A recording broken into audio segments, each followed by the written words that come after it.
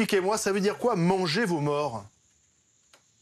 Je pense que vous savez utiliser un moteur de recherche et vous saurez avoir l'explication. Et c'est un tweet forme de boutade de salutation du matin qui n'a pas besoin de plus de commentaires. Je sais que vous adorez faire ça, mais il me semble que quand même, y compris le sujet que vous évoquiez tout à l'heure, nécessite non, mais Madame Obono, je vous assure. Madame Obono. Je réponds. Non, mais parce qu'il y a plein de gens qui ne connaissent pas cette expression. Non, il y a plein de gens qui ne connaissent pas cette expression. Bah non, vous êtes élu de la République. Donnez des explications, Madame Obono. Vous ne l'assumez pas alors? Vous ne l'assumez pas. Je vous donne, monsieur le journaliste, vous m'écoutez ou vous m'avez juste demandé de venir répondre sur vos plateaux? Mais non, je vous pose une question pour que vous répondiez, que vous explicitiez ce que vous avez écrit, au contraire.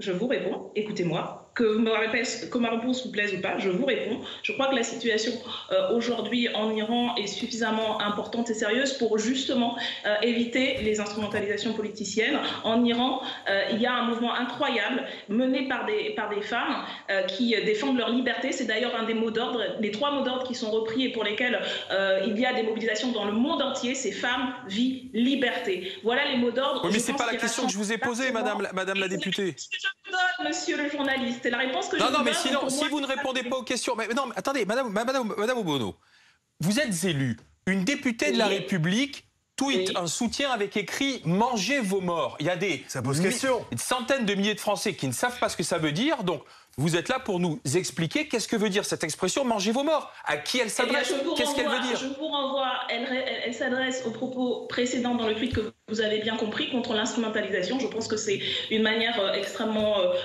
mais qui instrumentalise? Irrespectueuse du mouvement. Les personnes qui se reconnaîtront. Mais franchement... Ah oui, mais c'est pas très clair. Donc l'expression, vous l'expliquez pas et les personnes se reconnaîtront. Monsieur le journaliste, on est deux. Madame la députée, Madame Obono. Non, mais vous n'assumez pas vos propos, c'est ça qui est étonnant. Vous ne nous dites pas qui instrumentalise qui, et vous ne nous dites pas ça veut dire quoi manger vos morts. C'est compliqué. Si vous ne voulez pas accepter ma réponse, je vais refaire la même. J'assume mes propos. Si vous voulez communiquer des heures, allez-y. Si, c'est une réponse, c'est la réponse que je vous donne. Alors, elle ne vous plaît pas parce que vous voulez en rajouter. Je pense que non, je ne vais pas en rajouter, on va essayer de comprendre. Si, ça fait 5 minutes. Vous m'avez invité pour parler de la rentrée parlementaire. En tout cas, c'est ce qu'on m'a dit. Maintenant, vous voulez que je réponde sur ce sujet. Je vous réponds, ça ne vous intéresse pas parce que vous voulez en faire tout un plat. Moi, je n'en fais pas tout un plat. C'était un tweet à 8 h du matin de boutade parce que je trouve que c'est extrêmement grave d'instrumentaliser à des fins politiciennes, politico-politiciennes, de cibler des féministes. Et ça n'aide pas les femmes. Mais vous dites ça à ceux qui ont sifflé Sandrine Rousseau? Aux femmes qui ont sifflé Sandrine Rousseau, les Iraniennes? Vous savez lire ce tweet, et ce tweet est très clair à qui s'adresse ce propos. Et donc, si vous n'avez pas compris, écoutez, allez sur... je pense que je ne suis pas le seul à ne pas avoir compris votre tweet.